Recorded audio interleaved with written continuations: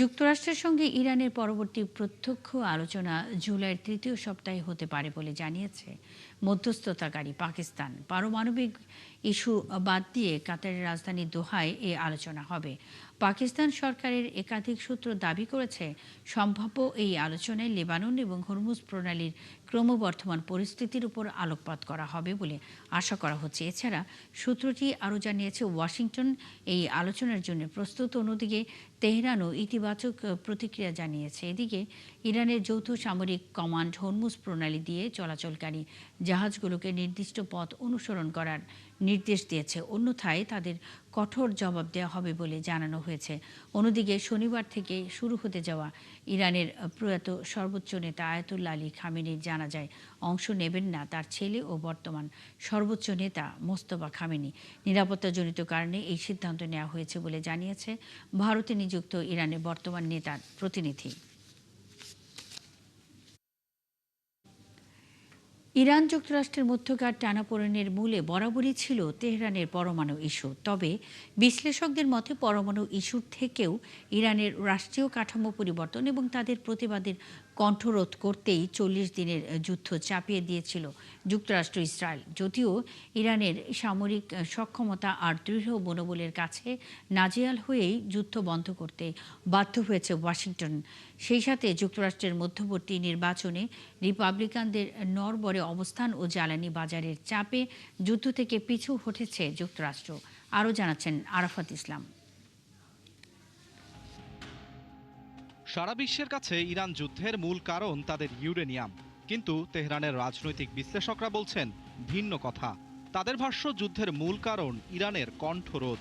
এই যুদ্ধটা অন্যায্য আগ্রাসনটা চাপিয়ে দিয়েছিল যুক্তরাষ্ট্র তাদের একটি অশুভ নীল নকশা বাস্তবায়নের জন্য।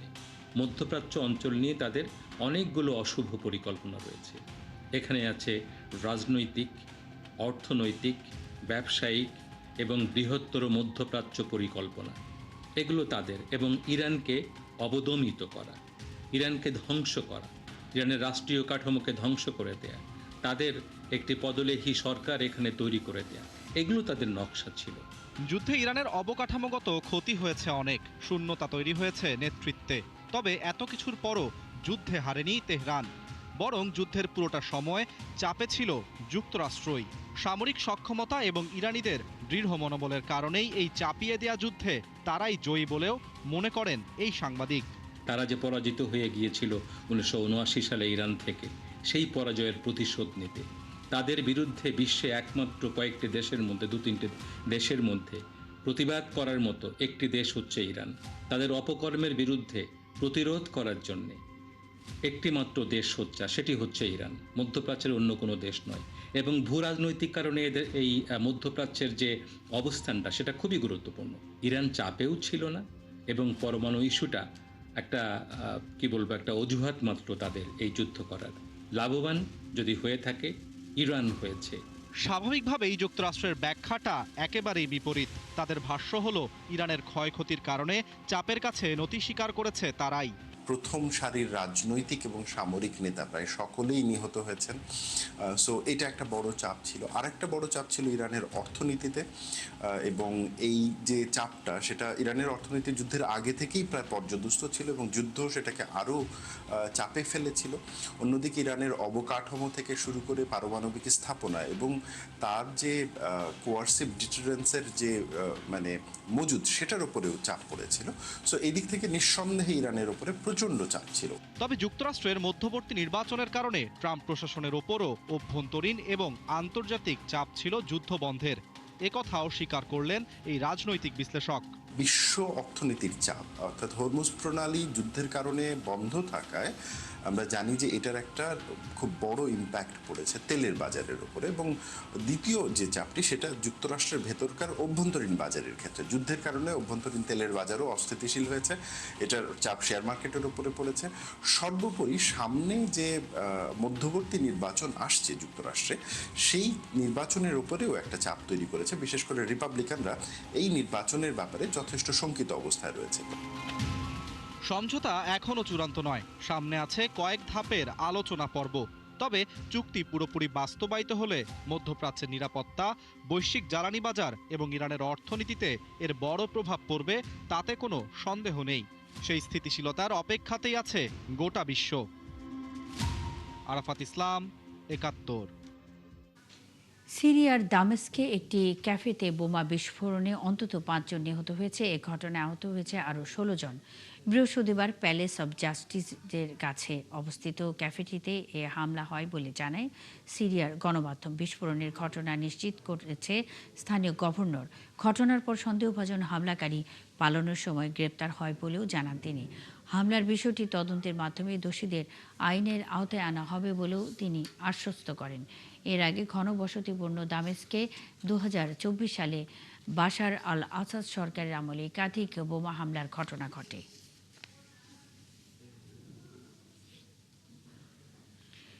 ভেনেজুয়েলায় জোড়া ভূমিকম্পের ৮ দিন পর ধ্বংসস্তূপকে জীবিত উদ্ধার করা হয়েছে হার্নান গিল নামে একজনকে। ভেঙে পড়া একটি শপিং সেন্টারের পার্কিং লট থেকে উদ্ধার করা হয় তাকে। বিভিন্ন দেশের উদ্ধারকর্মীদের দিনরাত চেষ্টার পর উদ্ধার হন ১৪০ টন ধ্বংসস্তূপের নিচে আটকে থাকা গিল। কোস্টারিকার রেড ক্রসের কর্মকর্তারা জানান, গিল স্থিতিশীল অবস্থায় আছেন এবং তাকে পানি ও স্যালাইন দেওয়া হয়েছে। ছোট কংক্রিটের আস্তরণের নিচে চাপা পড়ার সুরক্ষিত ছিলেন গিল বলে জানায় উদ্ধারকর্মীরা। গত ২৪ জুন ভোরে পরপর দুটি ভূমিকম্প আঘাত হানে ভেনেজুয়েলায়।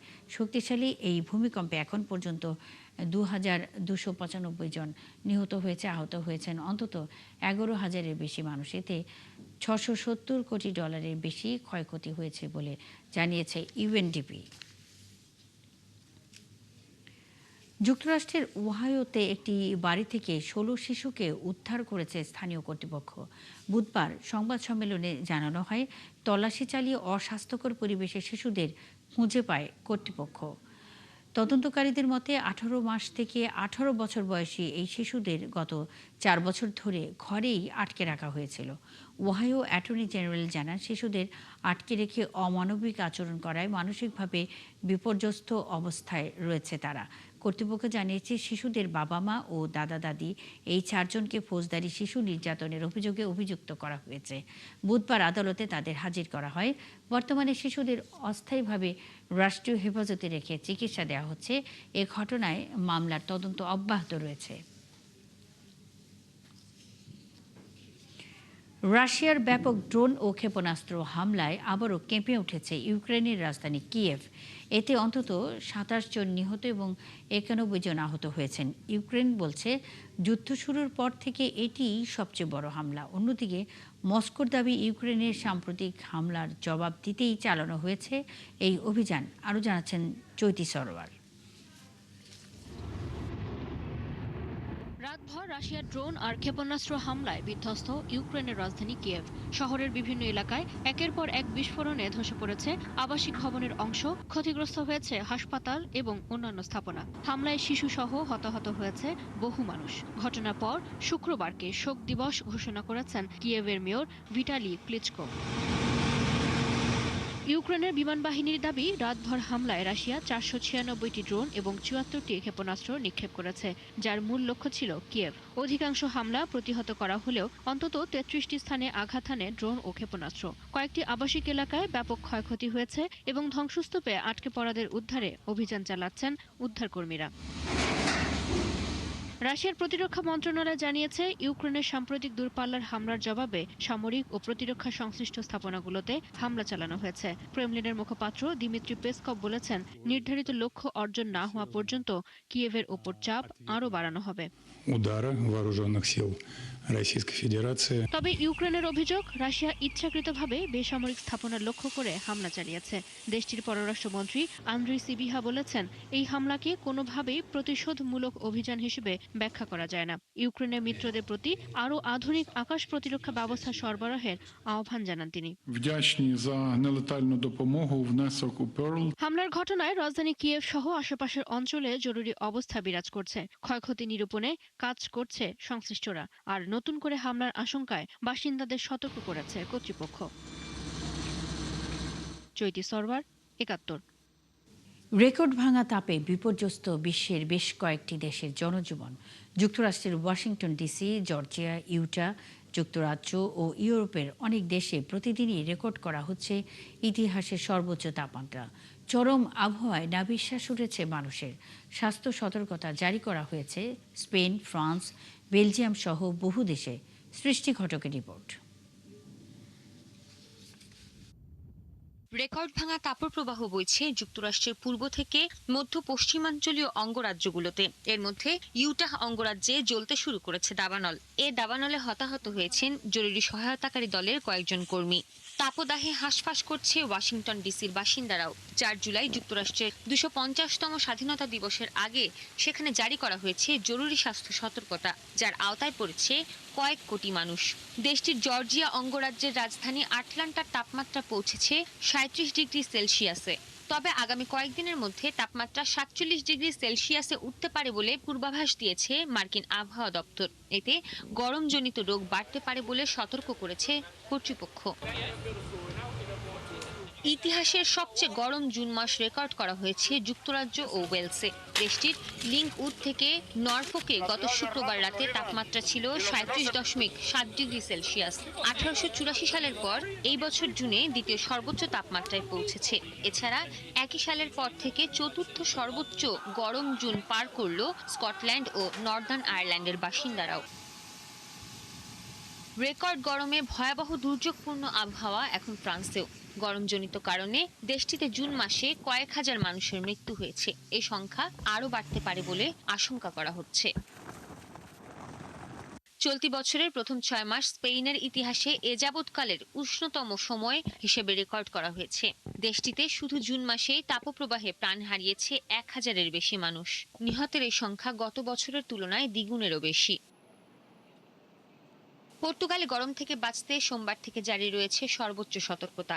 তাপপ্রবাহের কারণে বনাঞ্চলে দাবানল দেখা দিতে পারে বলে সতর্কতা জারি করে ঝুঁকিপূর্ণ জনগোষ্ঠীকে সহায়তার পরিকল্পনা নিয়েছে কর্তৃপক্ষ।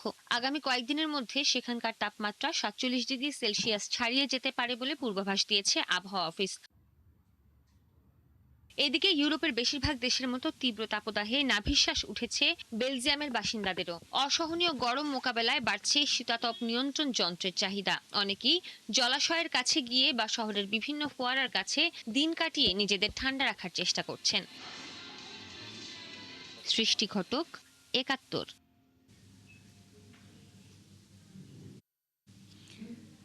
থাইল্যান্ডে 11 বছর বয়সী এক বিশেষ চাহিদা সম্পন্ন শিশুর চালানো পিকআপ ভ্যানের ধাক্কায় অন্তত 8 জন বৌদ্ধ ভিক্ষু নিহত হয়েছেন। এ ঘটনায় আহত হয়েছেন আরও 20 জন। বৃহস্পতিবার সকালে দেশটির পূর্বাঞ্চলীয় মুগদাহান প্রদেশে এক দুর্ঘটনা ঘটে। স্থানীয় গণমাধ্যম জানায় 34 জন বৌদ্ধ ভিক্ষুর একটি দল তীর্থ করতে ডনতান জেলার দিকে হেঁটে যাচ্ছিলেন। বেলা 11:15টার দিকে দ্রুতগতির একটি ইসুজু পিকআপ ভ্যান নিয়ন্ত্রণ হারিয়ে সরাসরি ভিক্ষুদের উপর উঠে যায়। এতে ঘটনাস্থলেই প্রাণ হারান। পরে গুরুতর আহতদের হাসপাতালে নেওয়া হলে চিকিৎসাধীন অবস্থায় মৃত্যু হয় আরও 3 জনের। স্থানীয় পুলিশ জানিয়েছে পিকআপ ভ্যানটি চালাচ্ছিল 11 বছর বয়সী এক বিশেষ চাহিদা সম্পন্ন শিশু। সে তার বাবার অগোচরে গাড়ির চাবি নিয়ে একাই গাড়ি চালাচ্ছিল। এ সময় নিয়ন্ত্রণ হারিয়ে গাড়ির সড়ক দিয়ে হেঁটে যাওয়া ভিক্ষুদের দলের উপর আছড়ে পড়ে। পুলিশ শিশুটিকে উদ্ধার করে জিজ্ঞাসাবাদের জন্য মুয়াং জেলা পুলিশ স্টেশনে নিয়ে গেছে। পুরো ঘটনাটি নিয়ে তদন্ত চলছে। কুয়েতে গৃহকর্মী হিসেবে গিয়ে মানবিক সংকট ও নির্যাতনের শিকার হচ্ছেন বাংলাদেশি নারীরা। গত 3 মাসে এমন 7 জনকে উদ্ধার করে দেশে ফিরিয়েছে বাংলাদেশ দূতাবাস। এই পরিস্থিতিতে দুই দেশের মধ্যে আনুষ্ঠানিক দ্বিপাক্ষিক চুক্তি না হওয়া পর্যন্ত নারী গৃহকর্মী পাঠানো থেকে বিরত থাকার আহ্বান জানিয়েছে দূতাবাস। সাদেক রিপনের তথ্য ও ছবিতে বিস্তারিত জানাচ্ছেন নাহিদা রিন্থি। কুয়েতে বাংলাদেশি নারী গৃহকর্মীদের ওপর নির্যাতনের ঘটনা উদ্বেগজনকভাবে বাড়ছে। গত 3 মাসে নির্যাতনের শিকার 7 জন বাংলাদেশি নারী গৃহকর্মীকে উদ্ধার করেছে কুয়েত বাংলাদেশ দূতাবাস। প্রয়োজনীয় সহায়তা দেওয়ার পর তাদের নিরাপদে দেশে ফেরত পাঠানো হয়েছে। আমি দীর্ঘদিন যাবৎ কুয়েতে আসছিলাম, তো আমার কফিল ভালো না থাকে আমি বাংলাদেশ দূতাবাসে আসি, তো দূতাবাসের মাধ্যমে আমি এখন দেশে যেতেছি, তারা আমারে বিভিন্নভাবে সহযোগিতা করেছে, তো এই জন্য দূতাবাসকে ধন্যবাদ। সবশেষ 1 জুলাই কুয়েত প্রশাসনের সহায়তায় আমিনা খাতুন নামে আরও এক বাংলাদেশি নারী গৃহকর্মীকে উদ্ধার করে দূতাবাস। মাত্র 5 মাস আগে জীবিকার আশায় গৃহকর্মী হিসেবে কুয়েতে গিয়েছিলেন তিনি, কিন্তু সেখানে পৌঁছানোর পর থেকেই শারীরিক ও মানসিক নির্যাতনের শিকার হন তিনি। পরে প্রশাসনের সহযোগিতায় তাকে উদ্ধার করে বাংলাদেশ দূতাবাস। তো পরিমাণ মারিছে, আমার এই সমস্ত শরীরে রক্ত রক্ত করে দিছে। পরে আমার বাথরুমের মধ্যে নিয়ে আটকা রাইছে। আমি পানির জ্বালায় ছটফট ছটফট করতেছি, আমার একটু পানি নেই। এদিকে নারী গৃহকর্মীদের নিরাপত্তা নিশ্চিত করতে গুরুত্বপূর্ণ সিদ্ধান্তের কথা জানিয়েছে বাংলাদেশ দূতাবাস। দূতাবাসের এক বিজ্ঞপ্তিতে বলা হয়েছে, কুয়েতে অভিবাসী নারী গৃহকর্মীদের সার্বিক নিরাপত্তা, শ্রম অধিকার ও আইনগত সুরক্ষা নিশ্চিত করতে বাংলাদেশ ও কুয়েত সরকারের মধ্যে দ্বিপাক্ষিক চুক্তি বা সমঝোতা স্মারক স্বাক্ষর না হওয়া পর্যন্ত কুয়েতে বাংলাদেশ দূতাবাস থেকে নারী গৃহকর্মী ভিসা সত্যায়ন করা হবে না।